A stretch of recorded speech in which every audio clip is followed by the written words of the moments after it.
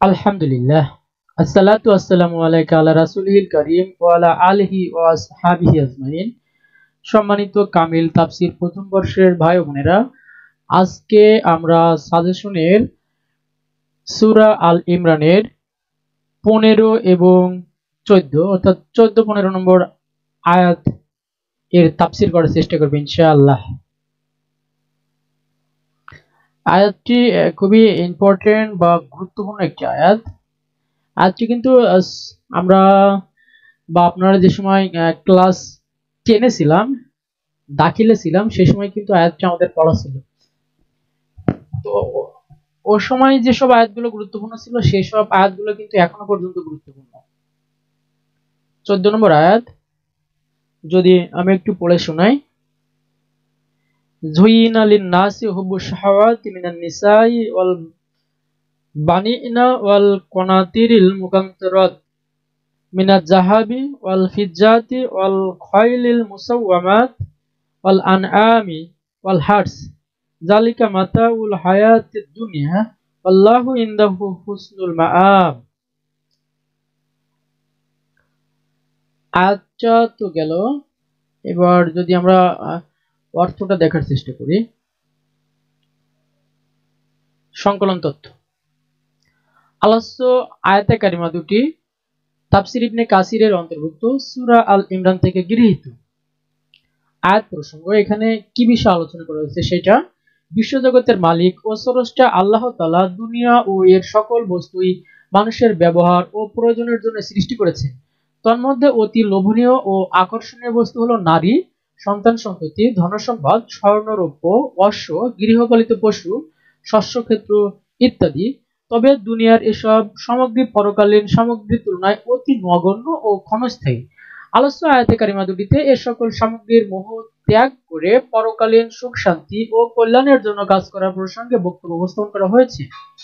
14 নম্বর আয়াতের অর্থটা যদি পড়ি ব্যাখ্যা সহ, আল্লাহ তাআলা ইরশাদ করেন, নারী ও সন্তান সন্ততি জমাকৃত স্বর্ণ রৌপ্য চিহ্নিত অশ্ব, গৃহপালিত পশুরাজি এবং ক্ষেত খামারের ফসলাদির প্রতি আসক্তি মানুষের নিকট সুশোভিত করা হয়েছে। এখানে প্রথমে নারীর কথা বলা হয়েছে, যেহেতু নারী ঘটিত ফিতনা ফাসাদে দুনিয়ার জীবনের অত্যন্ত কঠিন। রাসূল সাল্লাল্লাহু আলাইহি ওয়াসাল্লাম ইরশাদ করেছেন, মা তারাকতু বাদি ফিতনাতান আজারু আলা রিজালি মিনান নিসা। অর্থাৎ আমি দুনিয়াতে পুরুষের জন্য নারীর চেয়ে অধিকতর অনিষ্টকর কোনো ফিতনা রেখে যাইনি।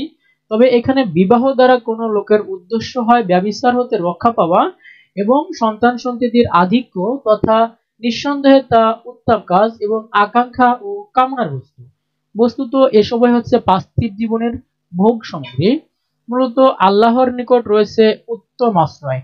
যেমন হাদিস শরীফে রমণীদেরকে বিবাহ করা এবং অধিক সন্তান গ্রহণের প্রতি উৎসাহিত করা হয়েছে, কিন্তু বর্তমানে যেটা হচ্ছে সন্তান কমানোর জন্য আমাদেরকে গভর্নিং বডি থেকে বলা হচ্ছে। এমনকি রাসূল সাল্লাল্লাহু আলাইহি ওয়াসাল্লাম নিজেও নারীদেরকে অধিক ভালোবাসতেন। এ প্রসঙ্গে সহিহ হাদিসে বর্ণিত হয়েছে, ক্বালা রাসূলুল্লাহ সাল্লাল্লাহু আলাইহি ওয়াসাল্লাম হুব্বিবা ইলাইয়া না নিসাই ওয়াত্তিবু ওয়াজুইলাত। অর্থাৎ রাসূল সাল্লাল্লাহু আলাইহি ওয়াসাল্লাম ইরশাদ করেন, আমার নিকট অধিক প্রিয় বস্তু হলো নারী, সুগন্ধি, নারী এবং সুগন্ধি। আরো প্রিয় হলো আমার চক্ষু শীতলকারী নামাজ। আবার এক হাদিসে রাসূল সাল্লাল্লাহু আলাইহি ওয়াসাল্লাম ইরশাদ করেন, আদ-দুনিয়া মাতাউ ওয়া খায়রু মাতাইহা।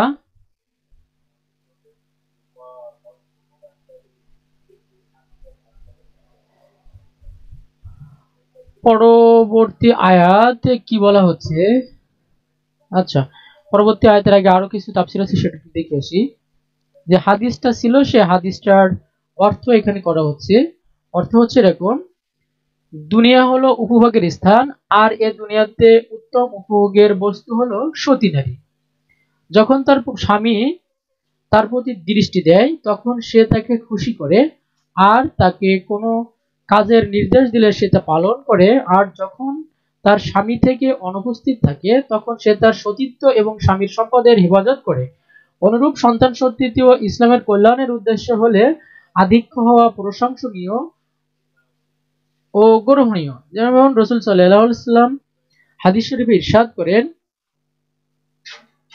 তোমরা ওইসব নারীকে বিবাহ করো যারা বেশি প্রেমময় এবং অধিক সন্তান প্রসবকারিণী, কেননা আমি কিয়ামত দিবসে উম্মতের আধিক্য নিয়ে গর্ব করব। অনুরূপ মাল ও সম্পদের আধিক্য কামনা করা যদি দুনিয়াদারি ও অহংকারের উদ্দেশ্য হয় তবে তা মাজমুম তথা নিন্দনীয়। আর যদি পারিবারিক ব্যবহারের জন্য আত্মীয় স্বজনকে দান খয়রাত করা এবং আল্লাহর রাস্তায় ব্যয় করার উদ্দেশ্য হয় তবে তা প্রশংসনীয় ও গ্রহণীয়। কনাতির এর পরিমাণ সম্পর্কে মুফাসসিরগণের মধ্যে মতভেদ রয়েছে, তবে এর সার কথা হলো অত্যাধিক সম্পর্কে কনাতির বলা হয়। যেমন রাসূল সাল্লাল্লাহু আলাইহি ওয়াসাল্লাম বলেছেন, আল কনাতুর। এবার আমরা 15 নম্বর আয়াতে চলে যাই। তাফসীর কারকগণ কি বলছে অর্থ সহ পড়ার চেষ্টা করবে ইনশাআল্লাহ। যদি আয়াতটি আমি একটু পড়ে শোনানোর চেষ্টা করি। কুল আউন নাব্বুকুম মিন খায়রিম জালিকুম লিল্লাযিনা তাকওয়া ইনদা রাব্বিহিম জান্নাতুত তাজরি মিন তাহতিহাল আনহারু খালিদুনা ফিহা আজওয়াজুম মুতাহহারাতু ওয়া রিজওয়ানুম মিনাল্লাহ আল্লাহু বাসীরুন বিল ইবাদ। অর্থ হচ্ছে, হে আল্লাহ রাসূল সাল্লাল্লাহু আলাইহি ওয়াসাল্লাম, হে আল্লাহর রাসূল সাল্লাল্লাহু আলাইহি ওয়াসাল্লাম, দুনিয়ার অস্থায়ী সম্পদকে যারা বিমোহিত হয়ে পড়েছে আপনি তাদেরকে বলে দিন, আমি তোমাদেরকে দুনিয়ার এসব ক্ষণস্থায়ী ভোগ সামগ্রী থেকে আরো উত্তম ও শ্রেষ্ঠ নিয়ামতের সন্ধান দেব কি,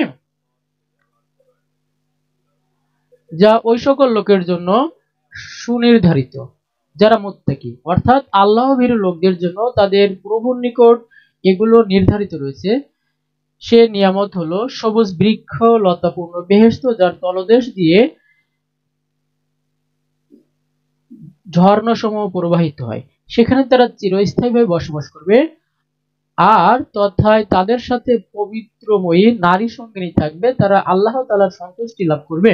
অর্থাৎ যারা এ দুনিয়ার ভোগ সামগ্রী ত্যাগ করবে তাদেরকে পরকালীন চিরস্থায়ী সুখ সম্ভোগ দেওয়া হবে।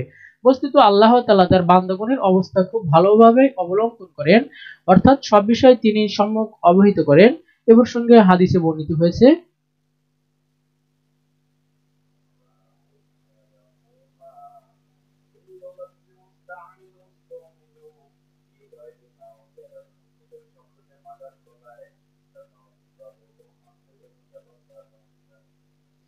সমাপনী যারা দুনিয়ার ভোগ সামগ্রী ও লোভনীয় বস্তুর মোহ ত্যাগ করে আল্লাহ ভীতি অর্জন করতে পেরেছে, পরকালে তাদের জন্য রয়েছে চিরশান্তির নীড় বেহেশতের অপরিসীম সুখ সমৃদ্ধি। তো আজকে এই পর্যন্ত। আল্লাহ হাফেজ।